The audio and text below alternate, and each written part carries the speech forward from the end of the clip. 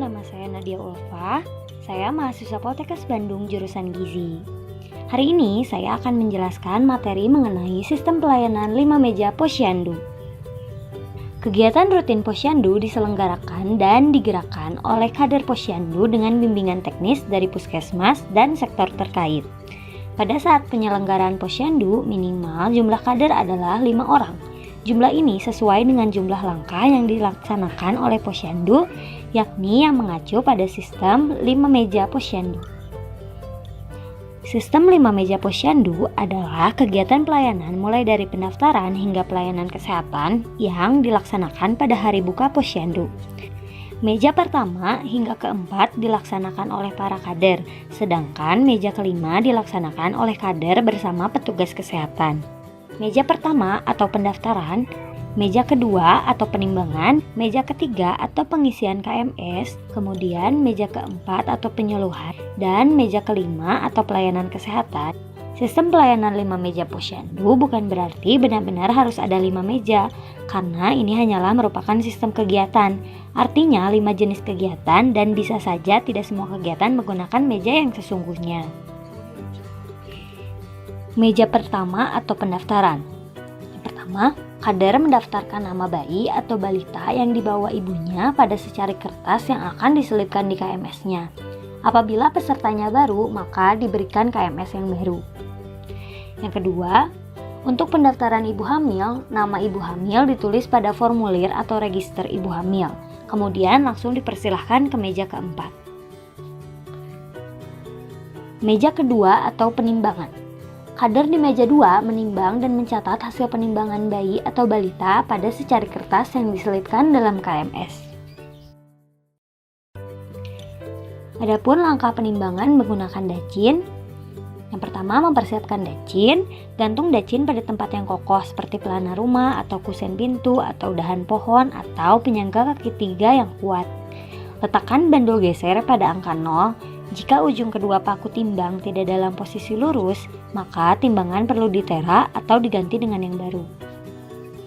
Langkah kedua, atur posisi angka pada batang dacin sejajar dengan mata penimbang. Langkah ketiga, pastikan bandul geser berada pada angka 0.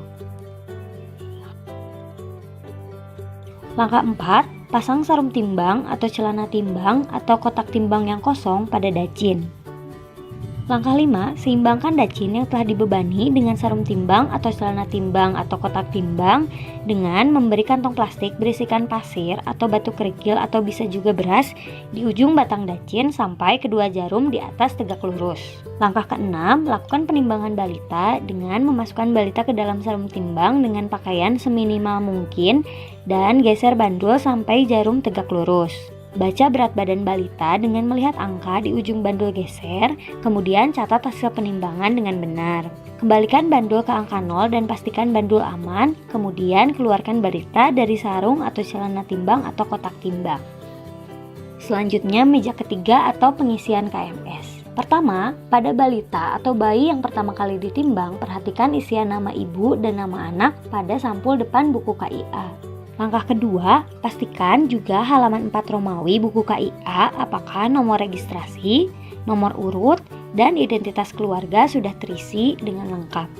Yang ketiga, pilihlah KMS berwarna biru untuk laki-laki atau yang berada pada halaman 49-50 di buku KIA.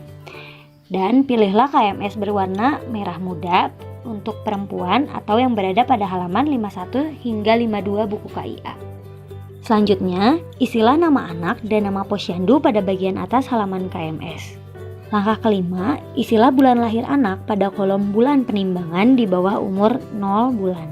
Contoh, Aida lahir pada tanggal 17 Februari 2008, tulis Februari 08 di bawah umur 0 bulan. Selanjutnya, tulis semua kolom bulan berikutnya secara berurutan. Tulis berat badan anak pada kolom BB dalam kurung kilogram di bawah kolom bulan penimbangan. Tentukan letak titik hasil penimbangan berat badan pada KMS dengan cara menghubungkan garis mendatar berat badan dan garis tegak umur pada grafik KMS. Lalu buat titik yang mudah terlihat. Selanjutnya, hubungkan titik berat badan bulan ini dengan bulan lalu dengan bentuk garis lurus.